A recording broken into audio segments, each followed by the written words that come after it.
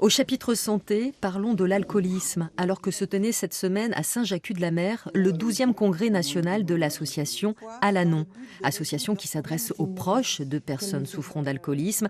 Antoine Calvez et Jean-Michel Piron ont assisté à une réunion du groupe Alanon à Rennes. Les groupes familiaux Alanon forment une fraternité de parents et d'amis d'alcooliques qui partagent leur expérience, leur force et leur espoir dans le but de résoudre leurs problèmes communs. Ils ne sont pas là pour parler de leur addiction, mais de celle de leurs proches. Tous ici ont une femme, un mari, un enfant ou un parent qui souffre d'alcoolisme. Ils souhaitent les préserver à travers leur anonymat. Quand on vit avec quelqu'un qui est dans l'alcool, on est emprisonné dans sa prison. En fait, lui, il ne pense qu'à boire ou à arrêter de boire. Et nous, on ne pense qu'à ça et à comment on va faire pour qu'il arrête. L'addiction à l'alcool peut meurtrir une famille.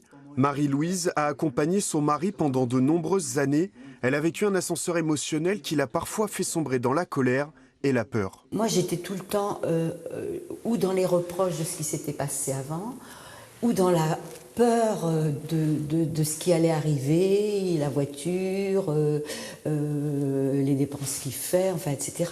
Vraiment la trouille.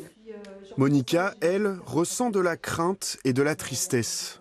Quand on se retrouve en famille, on fait toujours en fonction de lui et en fonction de ses réactions, de la peur qu'on peut avoir, de la manière dont il pourrait réagir si on ne fait pas ce qu'il veut, comme il veut, quand il le souhaite.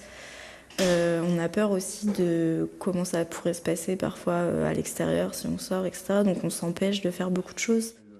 L'association Alanon est là pour apporter du soutien.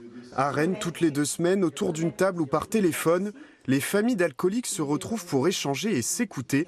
Pour certains, c'est un réel exutoire. De venir en parler ici, ça fait beaucoup de bien.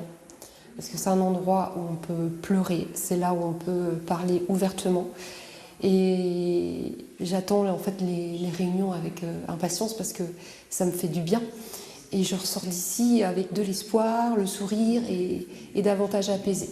On peut prendre ce qu'on veut et en faire ce qu'on veut finalement de ce qui est dit dans cette réunion. On peut laisser des choses, on peut prendre les choses qui nous intéressent, dont on a besoin pour avancer. Lors des réunions, les participants prennent conscience qu'ils ne sont pas seuls, que leur situation n'est pas désespérée et que leur proche est avant tout malade. J'ai compris que c'était une maladie, qu'elle ne le fait pas exprès, qu'elle souffre de ça. Donc moi, ça m'apporte cet éclairage-là. Donc je sais en fait qu'elle est malheureuse de cette situation. Quand j'ai appris que c'était une maladie, c'est libérateur aussi. Je ne suis pas coupable. Déjà, de se dire qu'on n'est pas coupable, ça libère aussi.